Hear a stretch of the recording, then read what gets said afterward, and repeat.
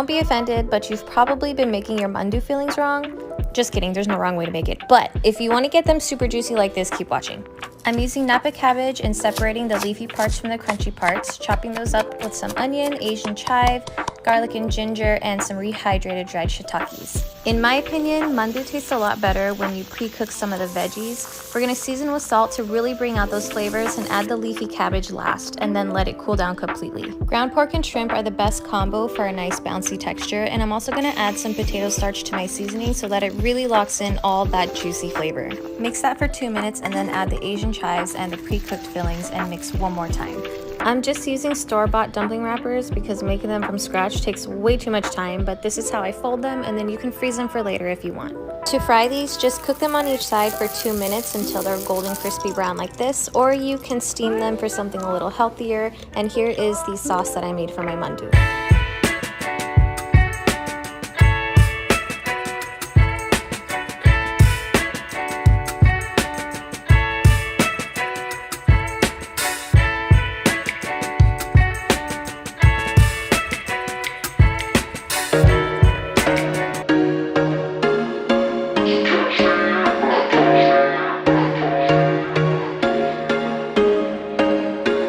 There was once a day that I would pray for you. I'd go and misbehave just so you'd notice too. Sneaking looks up and down from across the room. And damn, what a hell of a view. I feel good, you look great, I like you, I can't wait. A first time, a first date. You're so fine, I'm so late. You sip wine, I drink straight. Don't waste time to my place. I feel my heart erase. So catch me in.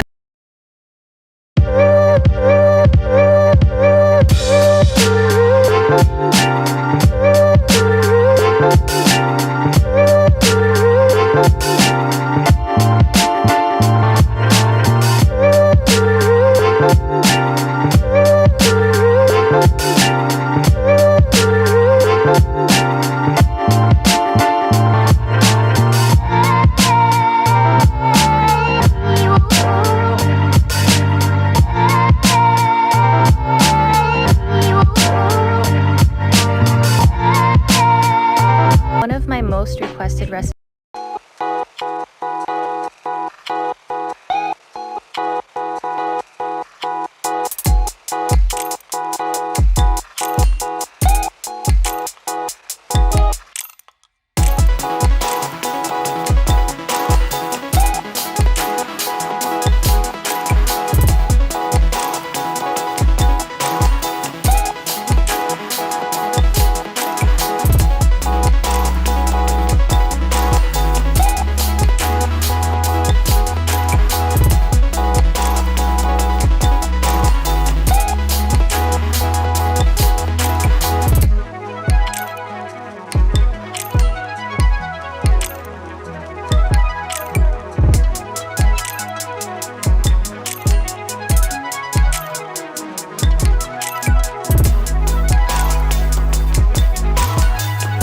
Usually the first Korean dish that people try, but honestly, I think it should be daeji bulgogi. It's spicy, it's made with pork, it's 10 times better, and you can make it in 15 minutes. You can eat it with rice, but I highly recommend eating them as lettuce wraps. It really helps to cut through the fat, and it tastes amazing with jalapenos and ssamjang. For the marinade, add gochugaru, brown sugar, garlic, gochujang, soy sauce, mirin, sesame oil, ginger, black pepper, and mix together until you get a consistency like this. I'm using thinly sliced pork shoulder, but you can also use pork belly. Add some sliced onions to this and mix it well, and you don't have to wait. You can start pan frying this right away with a little oil on medium-high heat. Turn the pork over after a couple minutes, making sure the bottom doesn't burn, and just continue turning and cooking until it looks like this. It should take no longer than 10 minutes. After that, just garnish with some sesame seeds and chopped green onion, and that's it. If you've never tried dakdoritang, you're seriously missing out. This is a very popular Korean chicken stew that's spicy, sweet, savory, and very hearty. The braising sauce is gochugaru, sugar, gochujang, doenjang, garlic, ginger, soy sauce, and my secret ingredient to make this extra bomb, 2 times spicy buldak sauce. Then add some diced onions and scallions and mix until well combined. Then make a few deep cuts into your drumsticks and coat it completely in the sauce. Put the chicken into a shallow pot and pour some chicken stock into the mixing bowl to collect any leftover sauce. Pour it into the pot and then bring it to a boil. Cover on medium heat for 20 minutes, stirring occasionally so that the bottom doesn't burn, and spoon the sauce over the chicken. After 20 minutes, add potatoes, carrots, and serrano peppers. The carrots and potatoes will cook evenly if you cut them into similar sizes. Cover it for another 15 to 20 minutes, stirring and spooning the sauce over occasionally. When the potatoes are just about chopstick tender, drizzle over a little sesame oil and continue cooking uncovered for 5 minutes until the sauce has slightly thickened. Then garnish with sesame seeds and green onions. Make homemade rice cakes. Wash and drain the rice about 4 to 5 times until the water runs clear. Cover with water, soak overnight, and dry. Don't use any of the various rice flours sold in stores as they result in different textures. Working in batches, grind the flour in a food processor until it results into a fine powder. Scrape the sides a few times. Or use a high-powered blender, stopping and scraping often to prevent overheating. Now sift the flour 3 to 4 times, set aside any large clumps, and then grind again. I make the dough in 2 batches. In a microwave-safe bowl, combine the flour and salt and gradually add in boiling water. Mix together and form into a dough. It should be sticky. Cover with plastic wrap, leaving a gap for the steam to release. Microwave for 1 minute, add about a tablespoon or 2 of water, and microwave again for another minute.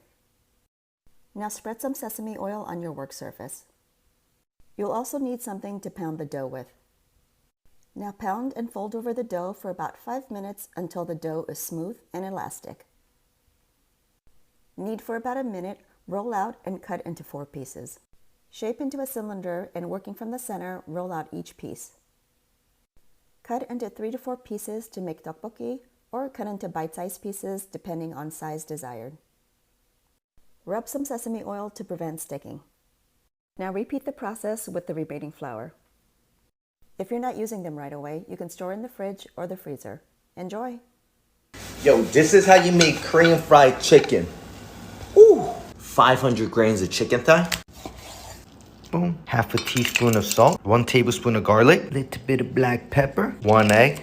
And a cup of potato starch. We're gonna add a little bit of water. Be careful, guys. Whenever you guys are frying it, throw the chicken away from you.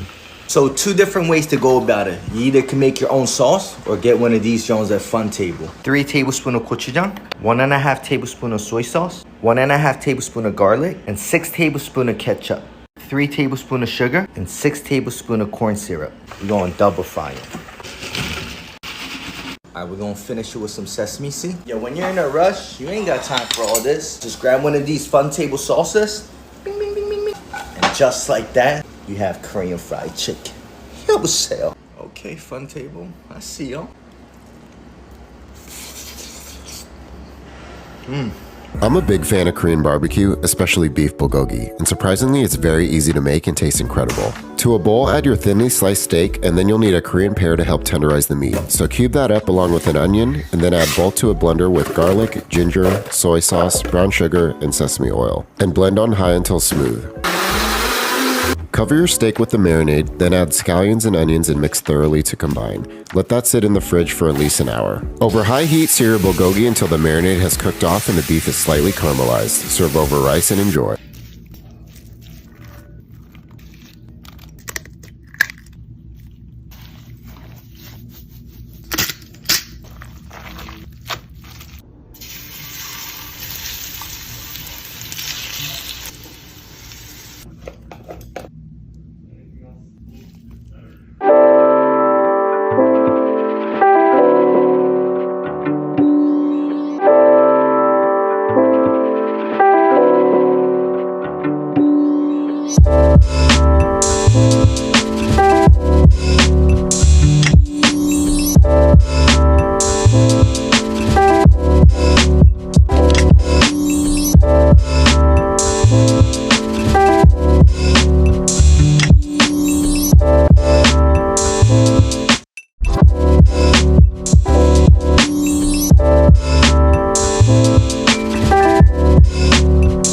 dried kelp. Simmer for 15 minutes, then reserve the broth, leaving just enough to cover the bottom of the pot. Add thinly sliced Korean radish, extra spicy gochujang, coarse gochugaru, fine gochugaru, soy sauce, light brown sugar, and any sweetening syrup. Mix over low heat, stirring occasionally until the radish has softened a little. It will release some juices that are slightly sweet and add amazing flavor. Then add the reserved anchovy stock, cabbage, and large green onion. This is totally optional, but I also recommend adding a little MSG. Now add your rice cakes and wait for the sauce to thicken, about 10 to 15 minutes depending on whether they are fresh, refrigerated, or frozen. When the sauce has thickened, add fish cakes and cook for another 2 to 3 minutes. Then add some hard-boiled eggs, toss to coat evenly, and that's it. French fried corn dogs are my favorite of all the newer Korean street foods. Korean corn dogs are usually made with a yeasted batter by combining warm water, sugar, and yeast and letting it sit for a couple minutes before mixing. Add salt and flour, mix until smooth, and set aside to rise for 1 hour. Cut a potato into small cubes and soak them in water, then skewer your favorite hot dog or sausage links. I like these thicker and dewy sausage links, and I want cheese and sausage in every single bite, so I'm wrapping cheese slices around it. Drain and pat the potatoes dry, toss them in cornstarch and a pinch of salt, then lay some panko breadcrumbs next to them.